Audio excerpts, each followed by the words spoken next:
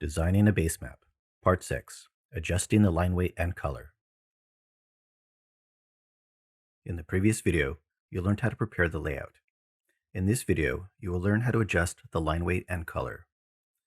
In this chapter, you learned about visual variables, the graphic representation of information using visualization techniques that clarify symbols and features from one another. Among the visual variables to consider for this activity are hue, saturation, and value, the three dimensions that characterize color. When choosing a Basemap color palette, keep the map purpose and audience in mind. The goal of a Basemap is to provide context for the primary data or theme. In this instance, the Basemap will serve as the background for your choice of one out of two themes. You can choose the historical fire damage from the 1906 earthquake as the theme, or you can pick sea level rise and flooding. Whether it is fire damage or flooding, you want your theme to communicate to the map reader clearly and effortlessly. For this activity, I recommend choosing either a light color scheme or a dark color scheme for the Basemap. Either one should have colors with low saturation, low value, or both.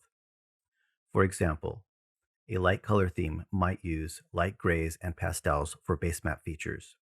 A dark color scheme might use medium to dark grays instead. Your goal is to provide context without competing with your thematic data.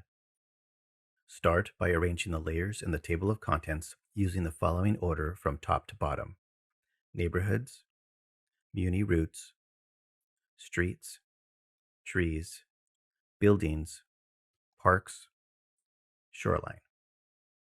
You will work from the bottom up, starting with the shoreline layer. It will lay the foundation for the remainder of the map design. On the table of contents, click the colored rectangle under the shoreline layer. When the symbol selector opens, choose something neutral for the fill color. Set the outline color to no color. For most of the polygon layers, you will want to remove the outlines. Repeat these steps for the parks, buildings, and trees one at a time. Try to maintain your chosen color scheme throughout the process. You will need to remove the outlines for each of these layers.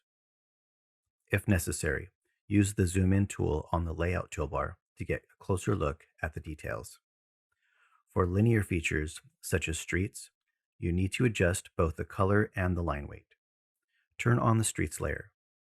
In the table of contents, click the symbol for streets.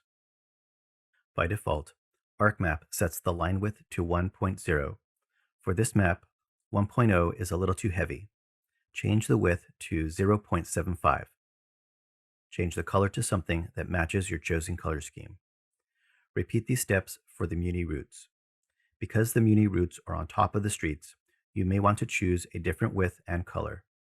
The goal is for the map reader to distinguish between the two linear features while keeping both features relatively low in the visual hierarchy. You may be wondering why the neighborhoods layer is on top of the stack in the table of contents. For this map, the neighborhoods layer serves as an accent. Turn on the neighborhoods layer. Because the neighborhood layer is on top, you also need to make the layer transparent.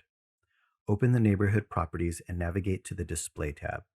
Change the transparency to 90%. Remove the fill color. Change the outline width to 5.0. Choose an outline color that works with your chosen color scheme. It should be different enough so that these lines on the map will not be confused with the roads layers.